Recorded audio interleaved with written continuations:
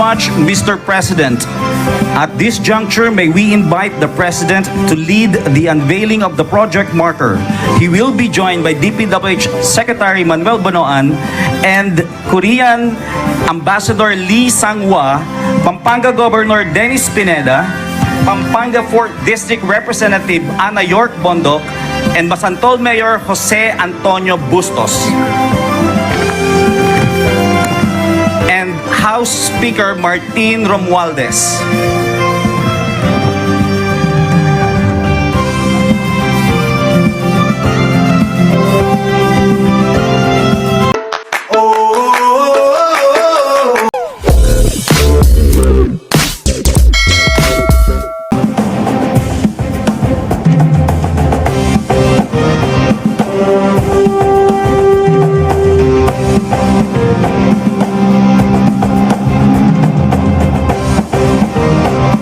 At this juncture, may we enjoin everyone to witness the unveiling of the project marker.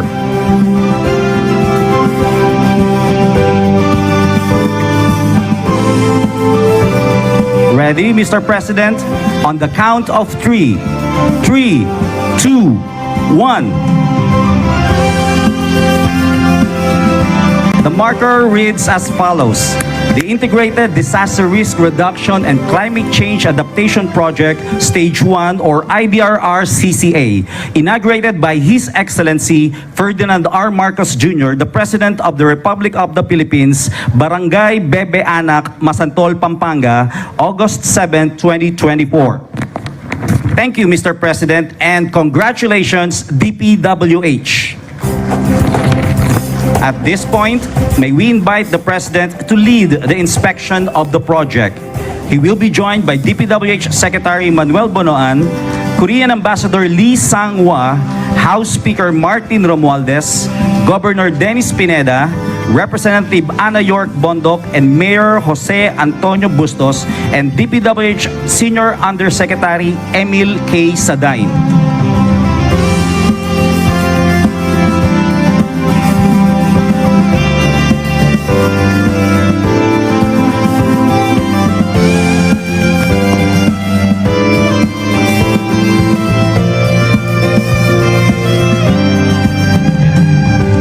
Integrated Disaster Risk Reduction and Climate Change Adaptation Project is a flood control measures in the low-lying areas of Pampanga Bay.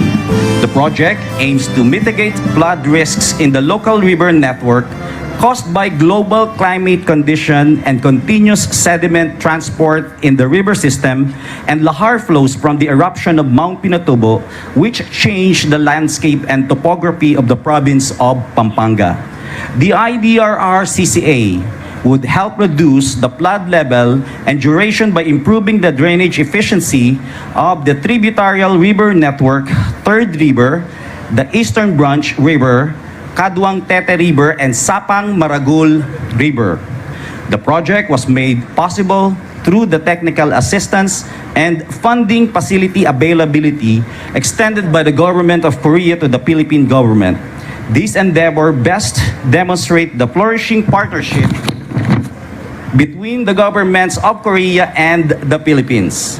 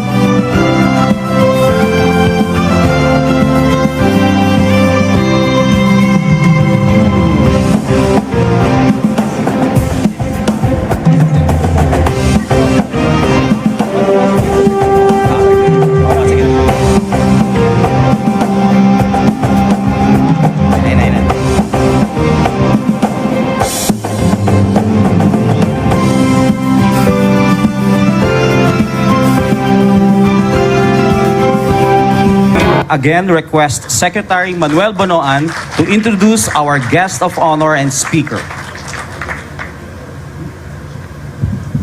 Ladies and gentlemen, the President of the Republic of the Philippines, His Excellency Ferdinand R. Marcos Jr.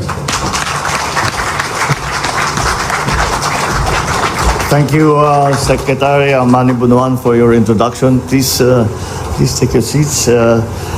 With us today is House Speaker, Speaker Martin Romualdez. Of course, His Excellency, the Ambassador of the Republic of Korea to the Philippines, His Excellency Lee Sang-hwa. Pampanga 4th District Representative Ana York Bondok, who is whose district is the beneficiary of this very important and very extensive, large project for flood control. Patrol Party List Representative George Bustos. Pampanga Provincial Governor Dennis Padilla has also joined us.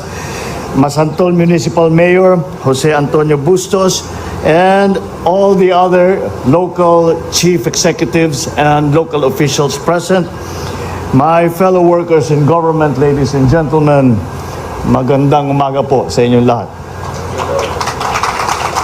It is with great pleasure that I join you here today to inaugurate the Integrated Disaster Risk Reduction and Climate Change Adaptation Project, Stage 1. A project made possible with the help from our friends in the Korean government, and as a response to the eruption of Mount Pinatubo in June 1991 that spewed massive amounts of volcanic ash that covered vast swaths of the province of Pampanga. This led to heavy siltation along the streams, rivers, all the waterways, decreasing the discharge capacities and causing heavy flooding during the rainy season, especially in the low-lying municipalities of Macabebe, Masantol, Minalin, and Santo Tomas. The province has also suffered perennial loss of life and damage to properties due to heavy flooding. So it had to be addressed through the construction of these flood control structures. In response, the Philippine government, with the technical and financial assistance of the Korean government, developed a study which became the foundation for the construction of structural measures that we now have the privilege to inaugurate. The IDRR CCA-1 costs more than 7 billion pesos, and it aims to mitigate flood damage by increasing the discharge capacity of the Third River, the Eastern Branch River, the Sapang Maragul River, and the Kaduang Tete River. To fully realize the project's benefits and provide long-term solutions to flooding here in Pampanga, I am now instructing the Department of Public Works and Highways to ensure that Stage 2 of the IDRR CCA will be proceeding as scheduled. I have the assurance, as we were looking at the floodgates and the technical explanation of what this is, the ambassador assures me that the planning and the technical examination for Stage 2 has already begun. Maraming salamat po. Once it is fully completed, the IDRR CCA will reduce the flood level and flood duration from 68 days to 17 days in the municipalities of Macabebe, Masantol, Minalin, and Santo Tomas. We are very optimistic that this will redound to improving the people's lives by enhancing the disaster resilience of all our communities. The DPWH has also completed several other flood control projects here in Region 3.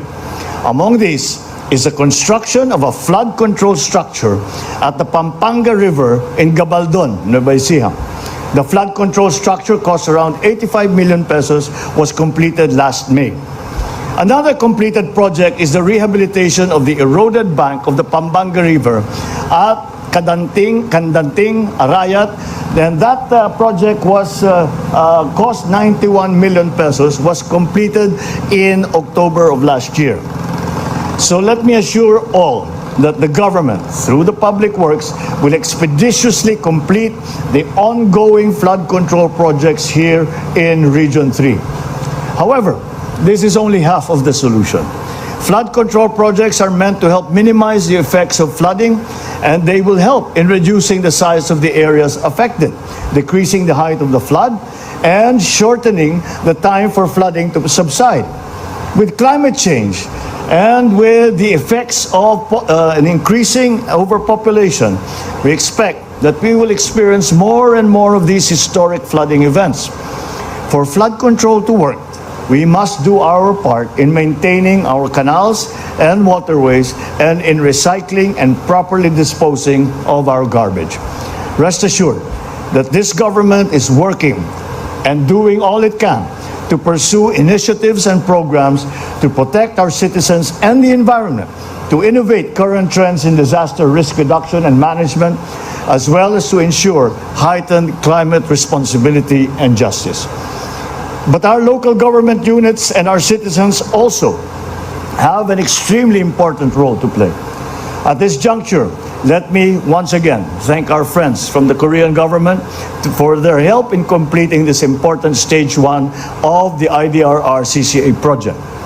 Let us continue to explore other areas of cooperation that will uplift both our countries and the lives of our people. Let me extend also my gratitude to the officials and the people of the province of Pampanga, whose solidarity and collaboration has resulted in the successful completion of the IDRR-CCA-1. I also acknowledge the efforts of the Department of Public Works and Highways and everyone who has worked on the completion of this grand project.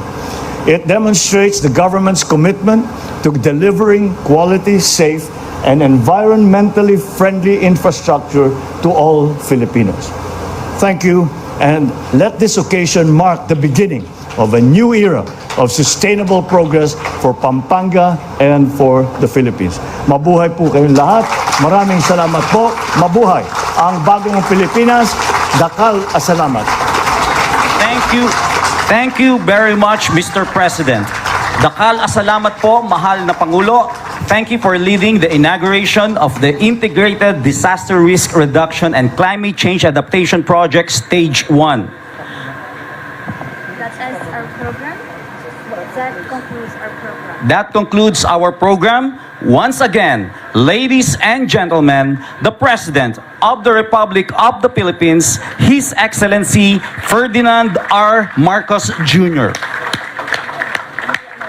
May we request everyone to please remain in your respective places until the President has left the venue. Thank you very much. Once again, thank you very much, and good morning to everyone. Sorry. Oh,